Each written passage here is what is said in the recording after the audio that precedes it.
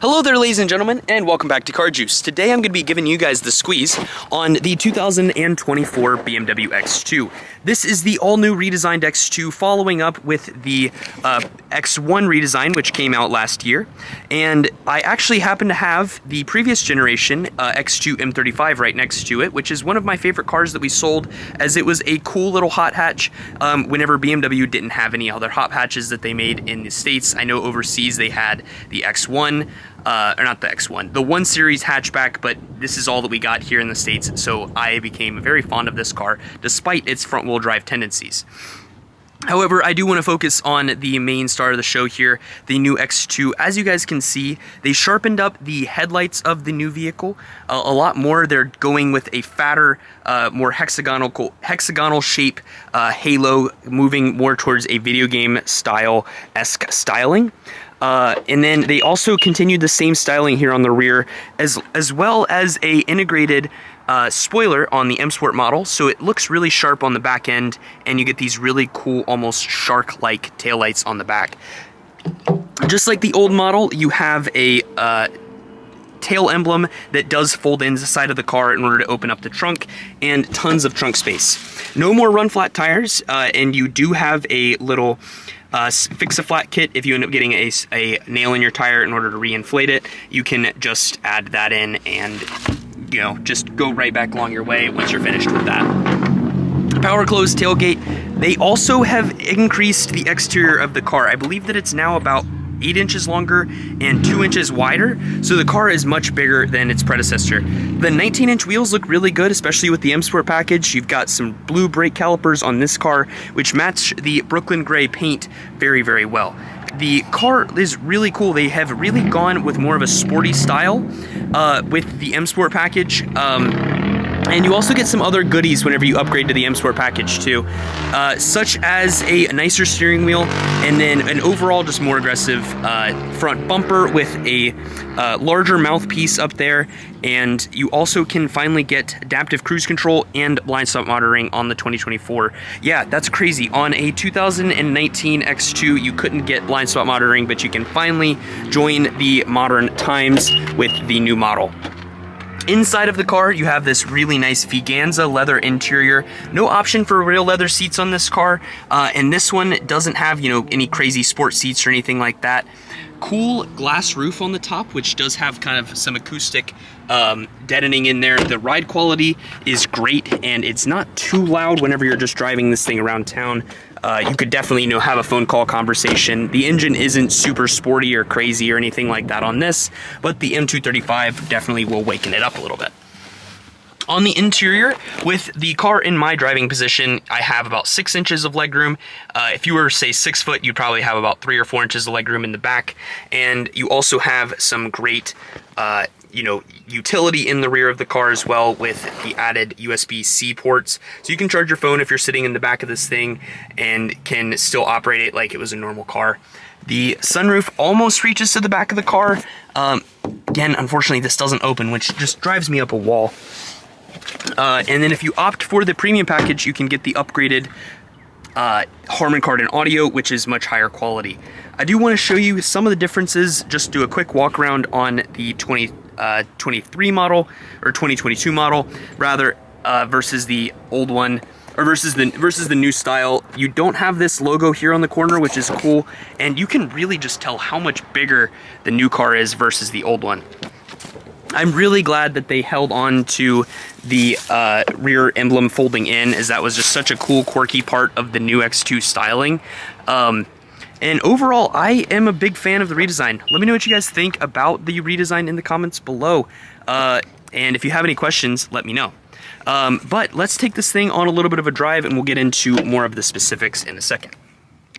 All right, so inside of the 2024 BMW X2, we are actually met with a pretty great vehicle. The car has a very nice steering wheel if you opt for the M Sport package, as well as having the option of the added paddle shifters.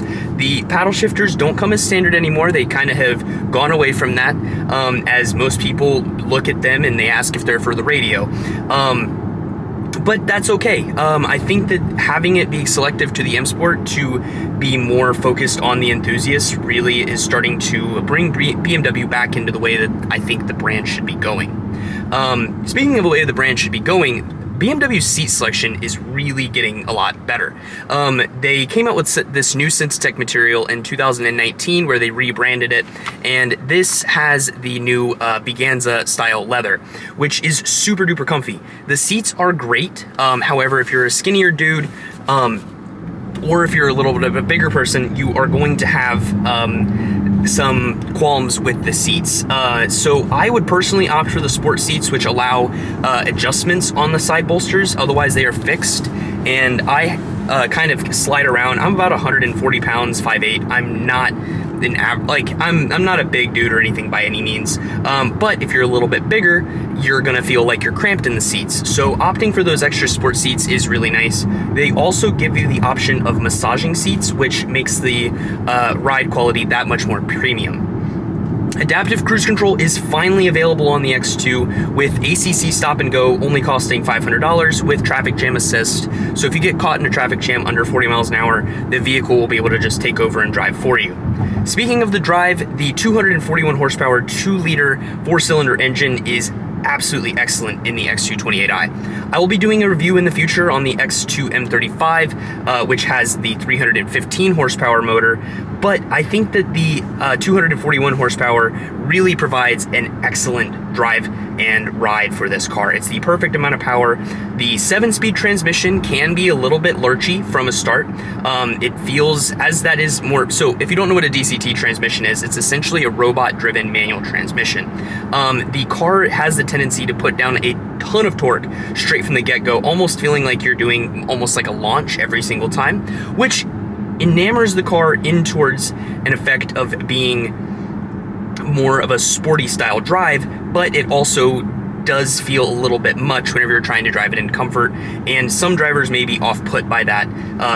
The all-wheel drive system is BMW's xDrive, works great. It puts the power down very well. There's minimal torque steer, and the car honestly does a really good job as far as cornering. So BMW came out with this platform for the Mini Cooper back in, I think 2020 for the 228 Grand Coupe, and this car drives like a grown-up version of the 228 Grand Coupe. You have tons more space with that hatchback style design. The interior feels very easy to see what's going on around you, and you feel like you're driving a premium vehicle. You have great technology available for you, such as a wireless charger that sits right down in front of you, great sport mode designs, and tons of ambient lighting, 17 different color options for you to choose from. And they have really classed up the interior as well by adding a nice perforated leatherette style dashboard that's soft touch and really brings home the premium experience. Whenever you're getting into a luxury car, the headliner should be soft, the dash should be soft, and there should be premium materials everywhere. The iDrive 9 screen works really, really well. I do really, really, really, really miss the BMW iDrive controller, which they got rid of on iDrive operating system 9. Apart from the with the interface marginally changing, that was really the only difference, is them getting rid of the iDrive touch controller between 8.5 and 9.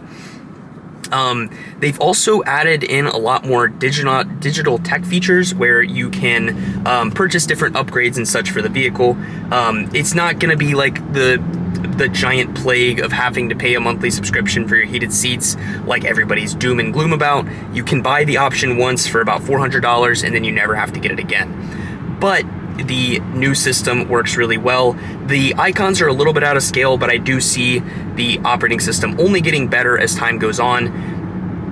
But if you're just looking for a great car just to drive it really well, looking for something that's like an entry-level BMW, I think that I would buy one of these over a 3 Series. You get a lot more space, the ride is very comfortable, you have the option for some fantastic sports seats, which come with massage, which you can't get on a 3 Series. You've got wireless Apple CarPlay, wireless Android Auto. You can use your phone as a key just by walking up to the car, and your car will just unlock. And just a myriad of other really great features. Some of the biggest things that I don't like about the car. The sunroof doesn't open. It's just a fixed panoramic sunroof, which is all glass. It is acoustic glass, which lends itself to the nice quiet ride of the vehicle. However, I really like a sunroof, and if this thing opened up, this thing would feel like a darn convertible, and that comes as part of the convenience package, or you could just take it out, and I think you can save like $1,000 on your build. Yeah, so cornering all-wheel drive is great. The horsepower is great. Fuel economy, let's see what we're getting right now. We are currently getting average is 16.5, but that's sitting at the lot. Whenever I get going on this thing here, we'll show you. Let's see what the EPA rated is. Just compare the real world versus what we're actually seeing. Real world, not real world, EPA rated fuel economy is 28 miles per gallon with 24 in the city, and then I think 32 on the highway. So that's really not too bad, totally livable. Honestly, really good fuel economy. The exterior styling's great. The seats are comfortable. You can option this with heated seats for the driver and passenger with a heated steering wheel. The only thing, also another gripe, I would like to have a button for the heated steering wheel on the actual wheel of the car, instead of just having a button that I have to select on the iDrive screen in order to have access to my different climate controls. Throwing this thing into Sport Plus, or into Sport mode, you're going to have all of your ambient lights change to red, and then you can also hear the engine immediately kind of picks up, and you get an aggressive downshift, where the car is going to be a little bit more fun. As far as the looks and everything like that driving around, this is a brand new car, but I drove this thing through my neighborhood for a second, and everybody was looking at this thing. This thing looks really sporty and really cool and just very different. The new design language that BMW is going with the kind of video game style is really cool, and it's really starting to grow on me. So overall, the X2 28i, I would give a 9 out of 10. It is a great car, and I think it is the best entry-level BMW that you can get. It's like the 228 Grand Coupe if they had done it right. The paddle shifters are great. The steering wheel, it has just enough distance between the two, and it feels a lot more sporty and fun to drive than its X1 counterpart.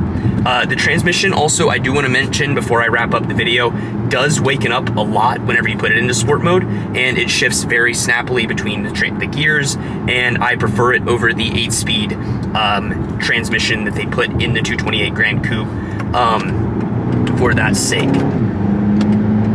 Give you guys a little fast corner. I also, because of how quiet the car is and smooth the ride, I was noticing that I am speeding in this thing a lot. It feels very subtle, and the power feels like it's the absolute perfect match for the drivetrain and all that kind of good stuff.